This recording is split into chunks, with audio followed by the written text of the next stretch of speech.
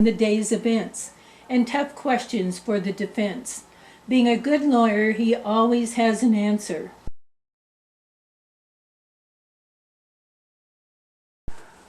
This is Carlton A. Adams, your D.C. reporter, and we thank you for Donald Trump's lawyer for being with us here today. So we have some questions for you, sir. Certainly. Sir, what is your defense that on January 6, 2021, then President Donald J. Trump did not incite rioting causing widespread damage and led to 5 deaths inside the Capitol? He's not the president anymore. Well, he's the president, but he's not the president anymore.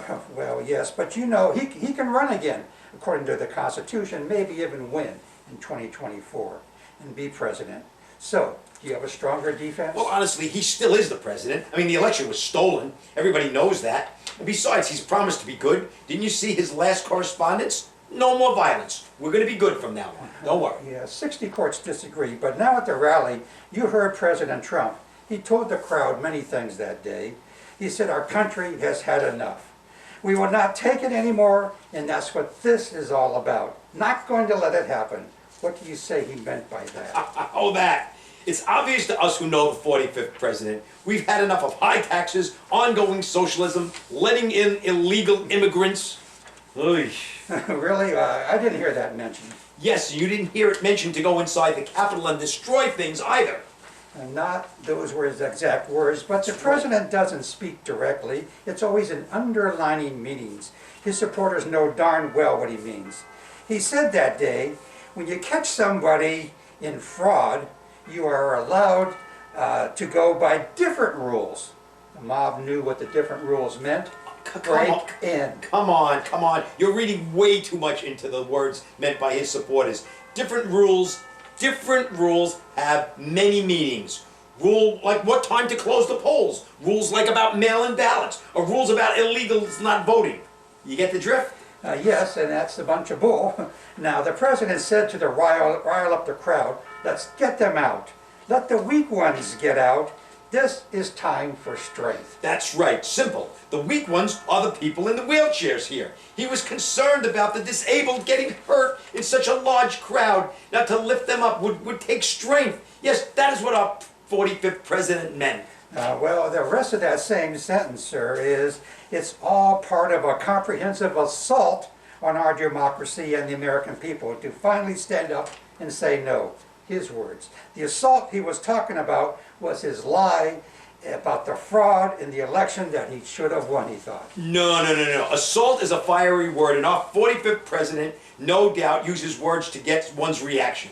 He was talking about First Amendment democracy, freedom of religion, keeping God out of the Pledge of Allegiance, those radical leftists, an assault on our democracy. First taking God out of prayer, now the Pledge of Allegiance. What's next? They want to close down our churches? Look, you're dancing all around what really happened that day.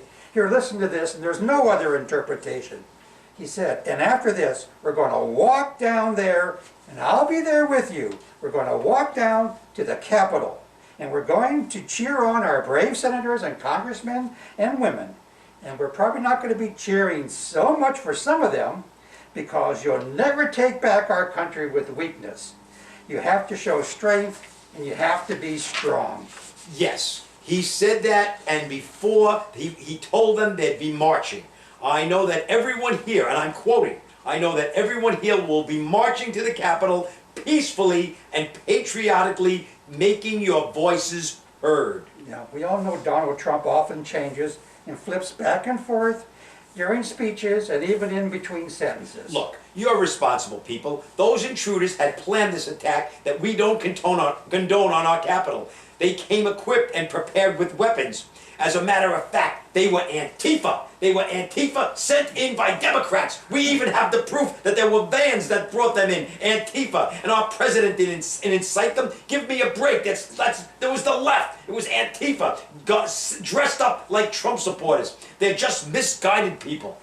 Oh, you mean those white supremacist groups that the president told nationally some are good people? Those QAnon that the President Trump would storm into the Capitol and be president that very day? The Proud Boys who Trump told stand by? And those people who he specifically said in an earlier December tweet, come January 6th to DC. It's going to be wild. Those misguided people? We all know they were Antifa, and anyway, why didn't the Dems go after the rioters in the cities this summer? They tore everything apart. Well, yeah, they did. You can see all the National Guard were on alert and in those cities. Which reminds me, why weren't the National Guard ready that day? The Capitol Police said that they attempted 6 times to get extra help. The police were absolutely overrun. That's a shame. But you know whose fault it was? Nancy Pelosi. Nancy Pelosi should have called the police. It's Nancy's fault. She could have called if she had any concerns. The crowd was chanting, "Stop the steal, stop the steal." And they were looking for her, Nancy Pelosi, and Mike Pence too. Trump had thrown his vice president under the proverbial bus that day. And he was just to read the submitted electoral votes. And Trump says, all the vice president has to do is send it back to recertify, and we become president. And you are the happiest people. He said, I actually talked with Mike that day, and it doesn't take courage. What takes courage is to do nothing. And then we are stuck with a president who lost the election by a lot. We're not going to let that happen. Well, we all know it was Mike Pence who called the National Guard in. It got done. It just took a little extra time, A lot was going on that day. It was kind of a busy day. Now, there's no defense for the president sitting and watching all the destruction, even death, while he's at the White House watching TV. It took 2 hours for his first tweet, asking the rioters to listen to the police.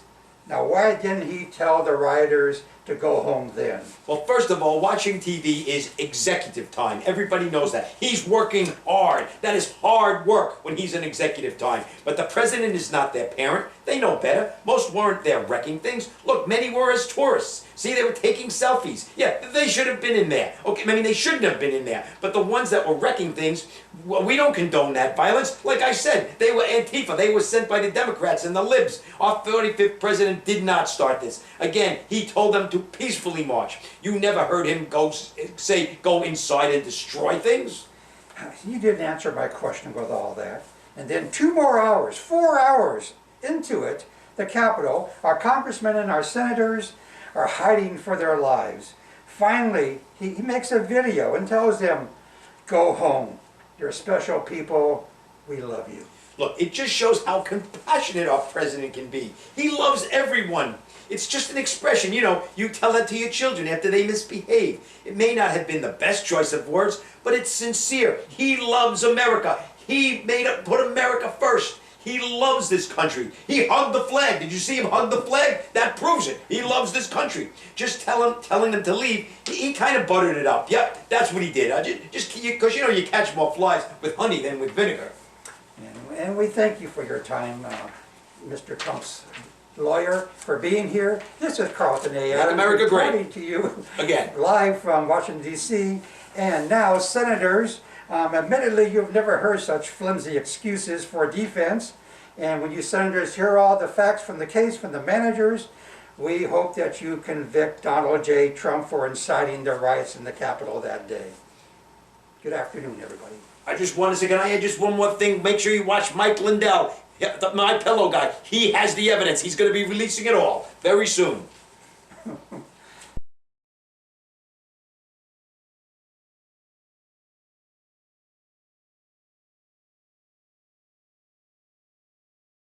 Wait, first I have to check something. What is the current support level of Trump's followers? I mean, are they going to continue to fully back him? Yes, what a waste of taxpayers' money. We could be out doing great things for the American people. There's a climate change to battle, raise the wage of the average worker, fight for the pandemic. Yep, and don't forget, racial equality we could have. But no, not now. You heard them. Get Trump at any cost. Well, Democrats, you said you wanted unity. You called this a cry for unity? We're out of here. No unity for you. We're going back to what we do best. Obstruct.